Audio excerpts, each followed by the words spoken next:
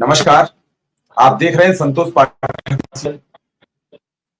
मैं हूं आपके साथ शिव कुमार मिश्रा। हमारे साथ हैं संतोष पाठक जी। स्वागत और अभिनंदन। बहुत बहुत धन्यवाद शिव जी और संतोष कुमार पाठक ऑफिशियल यूट्यूब के तमाम दर्शकों को भी नमस्कार। बिहार में अब चुनाव नजदीक आ रहा है और तरह तरह की बातें सामने आ रही हैं। कहीं सुनने में आता है कि चिराग पासवान रूठ गए, कभी सुनने में आता है जीतन राम मांझी लुढ़क रहे हैं, कभी सुनने में आता है तेजस्वी अलग हो गए, कभी सुनने में आता है कांग्रेस अलग चुनाव लड़ेगी, कभी सुनने में आता है कि सीपीएम अलग लड़ेगी। मुकेश सहनी कहते हैं कि डिप्टी सीएम हमें नहीं बनाया तो फिर हम भी ये सोच सकते हैं। इधर भाजपा के नेता ये कह रहे हैं कि विकास चाहिए तो फिर भारतीय जनता पार्टी की सरकार बनाइए। अब मैं यही नहीं समझ पा रहा हूं, पिछले 20 साल से भारतीय जनता पार्टी की है या किसी और दल की है, तो विकास में कहीं कमी रह गई तो एक बार फिर भाजपा की लाइए, या फिर भाजपा अपनी मनोदशा साफ नहीं कर पा रही है कि हमारा मकसद है कि एक बार हमको मुख्यमंत्री बनाइए, जो अटल बिहारी वाजपेयी का सपना था। बड़ी उलझन, बड़ी समस्या, आखिर कैसे निपटे ये घटनाक्रम। लेकिन जब से सुनने में आया है कि तेजस्वी एकला चलो की राह पर, मतलब अकेले निकलेंगे। अब समस्या ये भी है कि अकेले निकलेंगे तो उनकी पार्टी वहां सत्ता में मुख्य केंद्र बिंदु में, तो अकेले निकलेंगे तो ठीक है, अभी तो राहुल के साथ थे। अब सवाल ये उठता है कि तेजस्वी की अकेली यात्रा से क्या एक बार ये संदेश नहीं आएगा कि कांग्रेस और सीपीएम, माले और आपके सहनी जी कुछ खिचड़ी अलग पक रही है।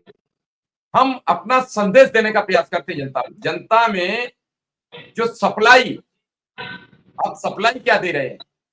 मोदी जी और भारतीय जनता पार्टी केवल सप्लाई देती है, रिजल्ट नहीं। लोग सप्लाई ग्रहण कर लेते हैं। अगर सप्लाई ग्रहण नहीं करते तो कोई तो मीडिया में माई का लाल पूछता कि 11.5 वर्ष में 23 करोड़ रोजगार का हिसाब दीजिए, बताइए। कोई तो पूछता कि महंगाई का मां तो ले लीजिए प्रधानमंत्री जी एक बार अपने मुंह से। कोई तो माई का लाल पूछता कि 2015 में पूर्णिया एयरपोर्ट जो आपने बनाया था और आज भी आप विधिवत एयरपोर्ट नहीं बना पाए, केबिन बनाकर उद्घाटन करके उड़ गए चुनावी लाभ के लिए। कोई तो पूछता कि मोतिहारी की चीनी मिल में चीनी बनी, वो उसकी चाय पी गई कि नहीं पी गई। कोई तो सवाल करता कि एक बार बोली लगी थी 2015 में 10,000 करोड़, 15,000 करोड़, 40,000 करोड़, 1.5 लाख करोड़ रोड, वो कहां गया पैसा? कोई नहीं पूछने वाला है, कोई कुछ कहने वाला नहीं है। यहां तो ये है कि अब वो दिव्यांग लोग हो गए हैं कि बांटे रेवड़ी और घूम घूम के अपने अपने को दें, बीजेपी के लोग सांसद बन जाएं। तभी तो रूडी जी कह रहे हैं कि बीजेपी में निशिकांत ठाकुर को लपेट रहे हैं, संजीव बालियान रूडी जी को लपेट रहे हैं। क्या हो रहा है? और हम सवाल विपक्ष से भी करते हैं और सत्ताधारी दल से भी करते हैं। हम पूछ रहे हैं, हिसाब दीजिए प्रधानमंत्री जी, बिहार को दिया क्या आपने? अरे ये तो विकास एक जो पर्टिकुलर है, एक नॉर्मल विकास है कि ये सरकार आएगी, सरकार चुनी जाएगी तो विकास करेगी। विकास की परिभाषा नहीं बता पाए प्रधानमंत्री जी आज तक। जो बात कहते थे कि खून और पानी एक जगह से नहीं बहेगा, वहां खून भी बह गया, पानी भी बह गया और क्रिकेट भी बह गई। हमने ये तो सुना है कि हम और संतोष जी बहुत अच्छे मित्र हैं, जब हमें झगड़ा हो गया तो हम साथ नहीं खेलेंगे, ये गारंटी है। और खेलेंगे तो दोस्ती हो जाएगी तभी खेलेंगे, लेकिन साथ नहीं खेलेंगे। और यहां तक होगी कि चाय भी साथ नहीं पिएंगे। झगड़े तो ये जो छोटे झगड़े होते हैं उसे ही बड़े प्रशासन में देखा जाता है। लेकिन चलिए, खबर क्या है तेजस्वी की यात्रा की, बताइए आप। देखिए, बड़ी दिलचस्प बात यह है, आपने प्रधानमंत्री नरेंद्र मोदी का जिक्र किया, पूर्णिया एयरपोर्ट का जिक्र किया, कल उन्होंने अपनी माता जी का नाम नहीं लिया। क्यों? अब क्योंकि कितना रिपोर्ट लें? मिल गई। नहीं, मैं आपको रोक दूंगा। मैं क्षमा के नहीं, साथ आपको रोक रहा हूं। कितना लें, कितना लें? क्योंकि अखबारों ने, कई लोगों ने, बड़े पत्रकारों ने यह सवाल कर दिया कि जब आप लोकसभा चुनाव में गए तो अपनी माताजी के पांव छूते हो, उन्हें प्रणाम करते हो, उन्हें सब कुछ करते हो। अब बिहार चुनाव में और जब उनका निधन होता है तो आप उन्हें अंतिम संस्कार करने नहीं जाते हो, केवल दर्शन करके वापस आ जाते हो। देश को दिखा रहे थे कि मेरी माँ इस दुनिया में नहीं रही और मैं देश के लिए कितने जिम्मेदार हूं। ऐसा ही एक हमारे मुख्यमंत्री जी ने भी दिखाया। और जब अपनी भतीजी की शादी की तो छोटे से लेकर बड़े काम भी निपटाए। क्या मुख्यमंत्री जी के परिवार नहीं है? अगर वो करते हैं और इस पर कोई मीडिया कर्मी ऐतराज करता तो मैं तो इसके खिलाफ हूं। भाई हम मानव हैं और मानव के रिश्ते, परिवार, सब कुछ होता है। लेकिन कल बिहार में पिंडदान का जिक्र क्यों था बहुत ज्यादा? चलिए अब आते हैं शेफ जी। कल जिक्र इसलिए नहीं था क्योंकि उनको रिपोर्ट मिल गई कि भैया माता के नाम पे जो बिहार बंद करवाया गया था उसमें उनके अपनी पार्टी के नेताओं ने जो गुंडई की, जो दबंगई की, उसका नकारात्मक असर पड़ रहा है, तो तुरंत पीछे हट गए। इससे एक बात पता लग गई कि उनको माता जी से मतलब नहीं था, उनको सिर्फ बिहार में चुनावी राजनीति से मतलब था। एयरपोर्ट क्या झुंझुना उन्होंने थमा दिया, वो भी सबको पता लग गया। अदानी साहब को जमीन कितनी दे दी 1 रुपए पे, वो भी सबको पता लग गया। लेकिन अभी हम आज बिहार की चुनावी राजनीति की ग्राउंड जीरो की रियलिटी में बात कर रहे हैं। देखिए गठबंधन की राजनीति का दौर है। बिहार में सत्तारूढ़ गठबंधन है। भारतीय जनता पार्टी अगर अकेले विधानसभा का चुनाव जीत पाती तो नीतीश कुमार के नखरे नहीं झेलते। अगर भारतीय जनता पार्टी अकेले विधानसभा का चुनाव जीत पाती तो जीतन राम मांझी, चिराग पासवान और उपेंद्र कुशवाहा को साथ नहीं रखते। जीतन राम मांझी कह रहे हैं कि 15 सीटें दे दो, नहीं तो हम 100 पे लड़ जाएंगे, सीधे सीधे वो धमका रहे हैं। जबकि जीतन राम मांझी एक सांसद होने के बावजूद केंद्र में मंत्री हैं, राज्य में उनके बेटे मंत्री हैं। तो भारतीय जनता पार्टी इन नेताओं को इसलिए झेल रही है क्योंकि उनको पता है कि अकेले चुनाव में जाएंगे तो लड़ नहीं पाएंगे, जीत नहीं पाएंगे। दूसरी तरफ भी यही राजनीति है कि बिना ये आप गठबंधन क्या आरोप लगा रहे हैं? ये आरोप क्या लगा रहे हैं विश्व की सबसे बड़ी पार्टी पर कि आप अकेले जाएंगे, चुनाव नहीं लड़ पाएंगे? हमने तो वो हस्र देखा था 2015 में, पूरा बिहार चुनाव कवर किया था, सीतामढ़ी से लेकर सिवान तक और मुजफ्फरपुर से लेकर गया तक। मैंने उन्हें 50 सीटों में सिमटते देखा है, उनका गठबंधन, पूरा गठबंधन 50 सीटों में सिमटते देखा है। इस बार भी वहां वही बड़े हालत बड़े होगी अगर धुरंधर थे। अकेले लड़ेंगे। अगर अकेले लड़ेंगे तो इस बार भी वही हालत होगी, इस बार भी वही हालत होगी। तो आज अब वो क्या कर रहे हैं कि वो विपक्ष को लेकर खबरें फैला रहे हैं। कुछ हद तक विपक्ष की भी अपनी वो है। अब आप देखिए कि जिस तरह से राहुल गांधी निकले थे, राहुल गांधी क्या निकले थे, वोटर अधिकार यात्रा निकाली, 17 अगस्त को सासाराम से शुरू किया, 2 सितंबर को पटना में जाके खत्म किया, और इस 16 दिनों की यात्रा के दौरान वो 15 दिन बिहार में रहे और इस दौरान 25 जिले घूमे, वो 1300 किलोमीटर घूमे वो, और सासाराम, रोहतास, औरंगाबाद, गया, नवादा, नालंदा, शेखपुरा, जमुई, लखीसराय, मुंगेर, भागलपुर, कटिहार, पूर्णिया, अररिया, सुपौल, मधुबनी, दरभंगा, मुजफ्फरपुर, सीतामढ़ी, मोतिहारी, पश्चिमी चंपारण, गोपालगंज, सिवान, छपरा, आरा, पटना, इन 25 जिलों में 1300 किलोमीटर घूमकर 110 विधानसभा सीटों के समीकरण को साधने की कोशिश की। और साय की तरफ खुली जीप में उनके साथ कौन थे? तेजस्वी यादव और मुकेश साय। और बीच बीच में उनके साथ कौन जुड़ते गए? अखिलेश यादव जुड़ते गए, तमिलनाडु के मुख्यमंत्री स्टालिन साहब जुड़े, बीच में उनके साथ तेलंगाना के मुख्यमंत्री रेवंत रेड्डी साहब जुड़े, कर्नाटक के मुख्यमंत्री सिद्धारमैया साहब जुड़े, प्रियंका गांधी जुड़ी। लेकिन इन बिहार के वोटर अधिकार यात्रा में राहुल गांधी ने एक माहौल बना दिया। अब आज तेजस्वी यादव ने क्या किया? तेजस्वी यादव अकेले निकल गए बिहार की यात्रा पर, अकेले निकल गए नीतीश कुमार के गढ़ में उनको घेरने के लिए, अकेले निकल गए बेगूसराय में यानी गिरिराज सिंह के गढ़ में घेरने के लिए। और ये जो यात्रा का उनका पहला चरण है, उन्होंने इसको नाम दिया, ध्यान दीजिए, मैं आगे आपको थोड़ा सा मौका दूंगा, मुझे इसको पूरा करने दीजिए। जो राहुल गांधी ने नाम दिया वोटर अधिकार यात्रा, तेजस्वी यादव ने नाम दिया बिहार अधिकार यात्रा, और अपने यात्रा के पहले चरण में जो आज से उन्होंने शुरू कर दिया है, 5 दिनों की यात्रा है, 16 सितंबर से 20 सितंबर, इन 5 दिनों में वो 10 जिले जाएंगे, 73 विधानसभा कवर करेंगे। और इन 73 विधानसभाओं में उनकी अपनी विधानसभा राघोपुर भी है, उनके भाई जहां से तेज प्रताप विधायक है वो भी विधानसभा है। और इन 5 दिनों की यात्रा में जिन 10 जिलों और 73 विधानसभाओं को कवर कर रहे हैं, इसमें नीतीश कुमार साहब का गढ़ नालंदा भी है, इसमें गिरिराज सिंह का निर्वाचन संसदीय निर्वाचन क्षेत्र बेगूसराय भी है।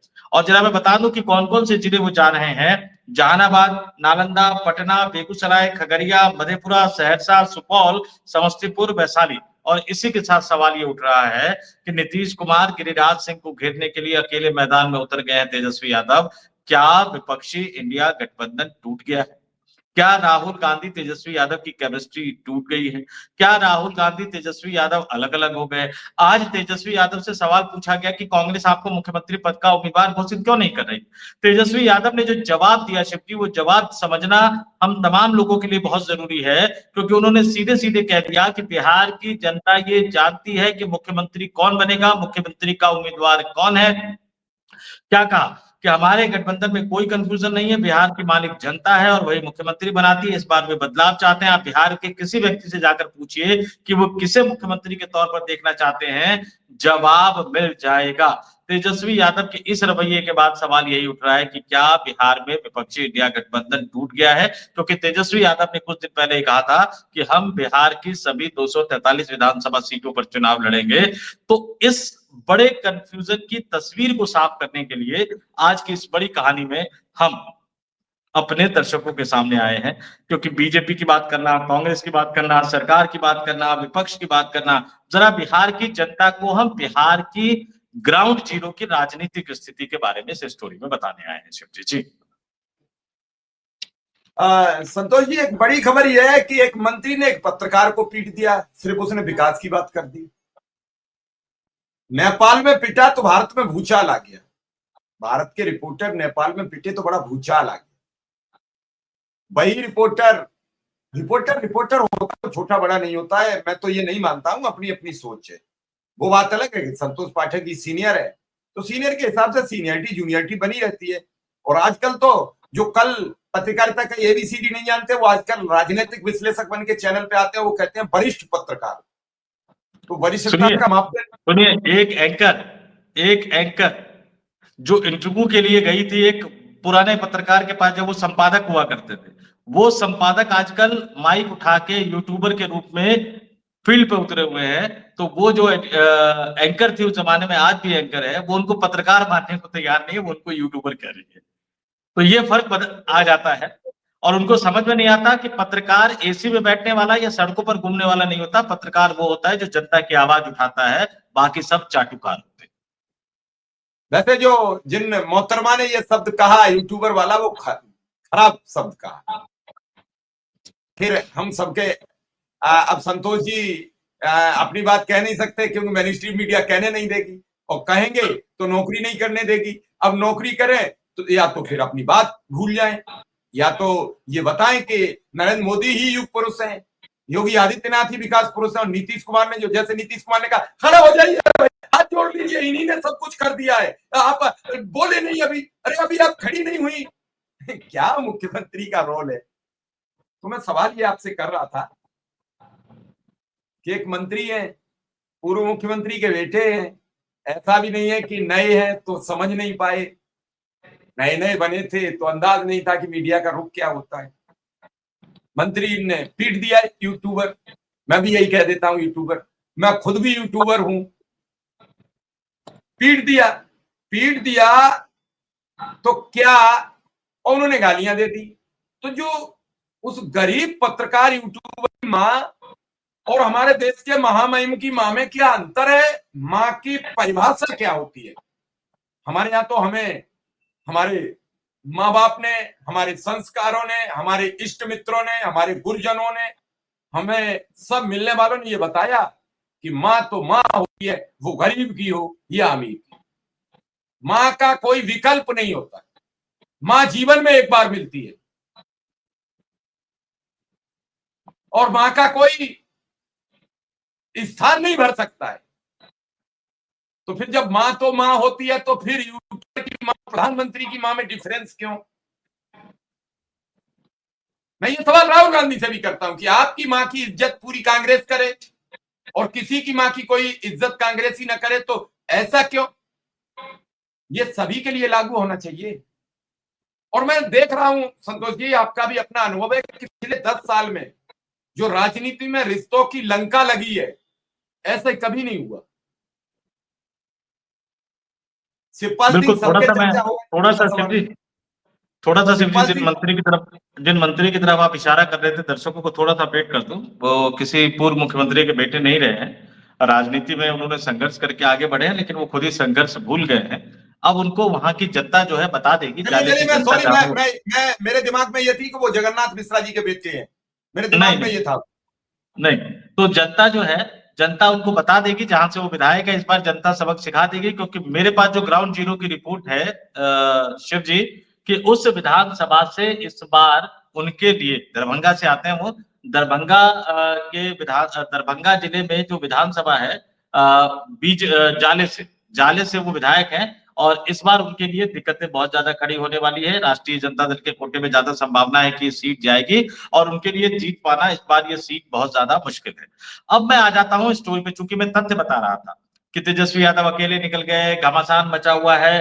देखिए एक बात तो तय है कि रियली घमासान मचा हुआ है, क्योंकि कांग्रेस पार्टी 70 सीटें पिछली बार पे लड़ी थी, इस बार भी 70 सीटें वो चाहती है। लेकिन अगर उसमें कुछ कम बेसी हो जाए तो उसमें फिर गुड सीट और बैड सीट की बात कही जा रही है। गुड सीट और बैड सीट की बात क्या कही जा रही है, जरा मैं वो भी दर्शकों को बता दूं। 70 सीटों पर पिछली बार कांग्रेस लड़ी थी, कांग्रेस पर ठिकरा फोड़ दिया गया कि 19 सीटें उसने जीती। अगर उसने 2015 के अपने प्रदर्शन को दोहराया होता तो राज्य में विपक्षी गठबंधन की सरकार बन जाती। तो कहा जा रहा है कि नहीं, कांग्रेस ने हरवा दिया। कांग्रेस कह रही है कि हमें 70 सीटें तो दी थी भाई साहब आपने, लेकिन उन 70 सीटों में वो सीटें थी जो ज्यादातर हारने वाली सीट थी, जो आप भी हार चुके थे। तो इस बार वो कह रहे हैं कि ठीक है, गठबंधन में राजनीतिक दल ज्यादा जुड़ गए हैं, तो आप सीटें कम कर दो, हमें 60 दे दो, 62 दे दो, लेकिन हमें गुड सीटें दो। अब गुड सीटों का जो उदाहरण है वो क्या है, जरा मैं वो दर्शकों को बता देता हूं। 19 सीटें कांग्रेस पार्टी पिछली बार जीती थी। लगभग 10 से कम सीटें ऐसी थी जो 5,000 से कम वोटों से कांग्रेस पार्टी हारी थी। तो वो मिलाकर करीब 28-29 के लगभग सीटें वो हो जाती हैं। बाकी सीटें वो मांग रहे हैं जहां पर उनके जीतने की संभावना ज्यादा। तो कांग्रेस की दो शर्त है, पहले तो 70 नहीं तो चलो 4-5 सीटें कम कर दो, दूसरी जीतने वाली सीटें हमें दे दो। लेकिन जैसा कि सीपीआई माले के महासचिव दीपांकर भट्टाचार्य साहब ने कुछ दिन पहले कहा था कि कांग्रेस पार्टी को 50 सीटों के आसपास लड़ना चाहिए ताकि उनका स्ट्राइक रेट अच्छा हो। उन्होंने एग्जाम्पल भी दिया कि देखो पिछली बार जो 2015 के विधानसभा चुनाव में, शायद मुझे याद आ रहा है कि 40 पर लड़े थे, तो 40 में से उन्होंने 27 सीटें जीती थी। इस तरह का वो एग्जाम्पल दे रहे हैं। और ये दिक्कतें क्यों उठकर निकलकर सामने आ रही है, जरा मैं व्यवहारिक परिस्थितियां बता देता हूं। पिछली बार 2020 के विधानसभा चुनाव में, शिवजी आंकड़ों के साथ हम अपनी बात रखते हैं, 2020 के विधानसभा चुनाव में जब लालू यादव जेल में थे, राष्ट्रीय जनता दल 144 सीटों पर चुनाव लड़ा, 75 सीटें जीती। 2015 में 80 जीते थे, 5 सीटें उनकी कम हो गई। इसमें ओवैसी साहब की पार्टी की एक बहुत बड़ी भूमिका थी उनको हरवाने में। कांग्रेस पार्टी 70 सीटों पर चुनाव लड़ी, 19 सीट जीती, जबकि इससे पहले 2015 के विधानसभा चुनाव में 27 सीटें जीती थी, यानी 8 सीटें कांग्रेस पार्टी की कम हो गई थी। अगर ये 8 और 5 13 मिल गया होता तो विपक्षी गठबंधन के पास बहुमत होता। क्यों? क्योंकि 110 सीटें जीती थी। सीपीआई वाले 19 सीट पर लड़ी, 12 जीती। सीपीआई 6 सीटों पर लड़ी, 2 जीती। सीपीएम 4 सीटों पर लड़ी, 2 जीती। पूरा का पूरा विपक्षी गठबंधन 110 सीटों पर जीत हासिल कर पाया। लेकिन इस बार नए राजनीतिक दलों की बात करो तो इसमें मुकेश सहनी साहब जुड़ गए हैं, वीआईपी वाले, जो पिछली बार एनडीए गठबंधन के साथ थे। इस बार पशुपति पारस जुड़ गए हैं, जो पिछली बार एनडीए गठबंधन के साथ थे। इस बार झारखंड के मुख्यमंत्री हेमंत सोरेन की पार्टी को भी कुछ सीटें उसमें देने की बात कही जा रही है, क्योंकि हेमंत सोरेन साहब ने झारखंड के विधानसभा चुनाव में राष्ट्रीय जनता दल को भी सीटें दी थी अपने गठबंधन में, और कांग्रेस पार्टी को भी सीटें दी थी। तो इन सबको एडजस्ट करना है। मेरे पास जो मोटा मोटी सूत्रों के हवाले से जो खबर आई, कुछ दिन पहले भी मैंने इस आंकड़े को सबके सामने रखा था, उसमें ये मेरे पास जो खबर आई वो दर्शकों के सामने रख देता हूं कि 128 सीट पर राष्ट्रीय जनता दल खुद चुनाव लड़ना चाहती है। कम किया उसने, पिछली बार 144 पर लड़े थे, 16 सीटें कम करके 128 पे आ रहे हैं वो। कांग्रेस को 50 सीटें वो दे रहे। अब इसमें गुड सीट बैड सीट का तामझाम अभी फंसा हुआ है। सीपीआई माने जो पिछली बार 19 सीटों पर लड़ी थी, इस बार 40 मांग रही थी, उनको 22 सीटें देने की बात कही जा रही है। मुकेश सहनी साहब जो 60 सीटें और उप मुख्यमंत्री का पद मांग रहे हैं, उनको 20 सीटें देने की बात कही जा रही है। सीपीआई पिछली बार की तरह 6 सीट, सीपीएम पिछली बार की तरह 4 सीट, और जो 13 सीटें बच जाती है उसमें से 5-6 सीटें जो है वो पशुपति पारस की पार्टी को दिया जाएगा, और लगभग इतनी सीटें जो है वो झारखंड के मुख्यमंत्री हेमंत सोरेन की पार्टी झारखंड मुक्ति मोर्चा को दिया जाएगा। मोटे तौर पर इन सीटों पर सहमति बन गई है। भले ही विवाद की बात कही जाए, भले ही असहमति की बात कही जाए, भले ही मीडिया में खबरें प्लांट की जा रही हो कि बैठकें नहीं हो पा रही है, रस्साकसी है, मैं मानता हूं रस्साकसी है, इसमें कोई दो राय नहीं है। क्योंकि बिहार में प्रभारी बनाकर भेजे गए कृष्णा अल्लावरू 65 सीटों से कम पर मानने को तैयार नहीं है। बिहार के कांग्रेस के प्रदेश अध्यक्ष बनाए गए राजेश राम, जो कि दलित नेता हैं, वो भी 65 सीटों से कम पर आने को तैयार नहीं है। लेकिन तेजस्वी यादव, लालू यादव ने ये मोटे तौर पर एक फॉर्मूला बना दिया है। और मैं फिर बता दूं कि गठबंधन की राजनीति की सच्चाई को समझ चुके राहुल गांधी इस बात को बखूबी समझते हैं कि अकेले लड़ने का मतलब है भारतीय जनता पार्टी को वॉकओवर दे देना। 2025 में जनवरी के महीने में राहुल गांधी सबसे पहले बिहार के दौरे पर गए थे इस साल, और जिस दिन वो बिहार के दौरे पर गए उसी दिन वो राबड़ी देवी के आवास पर पहुंचे। उन्होंने लालू यादव, उन्होंने तेजस्वी यादव, तेज प्रताप यादव, उस समय वो भी परिवार का हिस्सा थे, राबड़ी देवी, पूरे के पूरे यादव परिवार से मुलाकात की। तेजस्वी यादव ने अपने घर की गौशाला भी दिखाई उन्हें, गौ माताओं से भी मिलवाया उन्हें, और उसी दिन राहुल गांधी ने कांग्रेस कार्यकर्ताओं को स्पष्ट कह दिया कि खबरदार कोई गठबंधन तोड़ने की बात ना करे, खबरदार कोई सीट के लिए लड़ने की बात ना करे, आप जाओ ग्राउंड पर मेहनत करो, जीतने वाली सीट ढूंढ कर लाओ, जीतने वाली सीट की लिस्ट बनाकर लाओ, और फिर अगर बातचीत अटकेगी तो मैं बात करूंगा, वो जीतने वाली सीटें जो आप छांट कर लाओगे वो मैं आपको दिलवाऊंगा गठबंधन। उसके बाद वो लगातार वो 7 बार से ज्यादा बिहार के दौरे पर गए, और उसके बाद जब बिहार में वोटर अधिकार यात्रा निकाली, 16 दिनों की यात्रा, 15 दिन वो खुद रहे, बीच में 1-2 दिन दिल्ली आना पड़ा उनको, 25 जिले घूम गए वो, 110 विधानसभा क्षेत्रों में घूम गए, अपने साथ तेजस्वी को भी रखा, अपने साथ मुकेश सहनी को भी रखा, अपने साथ इंडिया गठबंधन के भी तमाम नेताओं को उतार दिया।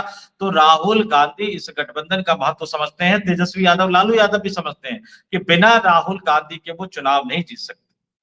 अखिलेश यादव ने जो यूपी में कारनामा कर दिखाया, तेजस्वी यादव को वो कारनामा बिहार में करना है, तो ये गठबंधन मजबूत है। भले ही बीजेपी के स्लीपर सेल जो कांग्रेस पार्टी के अंदर है, जो राष्ट्रीय जनता दल के अंदर हो, मैं बार बार ये कह रहा हूं कि जिस तरह की खबरें भी प्लांट की जा रही है, मेरी राजनीतिक बुद्धि पर इतना भरोसा तो मेरे दर्शक कर सकते हैं कि राष्ट्रीय जनता दल और कांग्रेस पार्टी का गठबंधन टूटने नहीं जा रहा है, नहीं जा रहा है, नहीं जा रहा है। और जहां तक बिहार की सभी 243 सीटों पर लड़ने के तेजस्वी यादव के बयान की बात है, चिराग पासवान भी कह चुके हैं कि मैं बिहार की सभी 243 सीटों पे लड़ रहा हूं, जबकि उनके पास 243 छोड़िए, पिछली बार लड़े थे 135 पर ही लड़ पाए थे, उम्मीदवार भी नहीं मिले थे, और वो भी ज्यादातर उम्मीदवार बीजेपी के बागी उम्मीदवार थे, उधार पर उम्मीदवार मिले थे।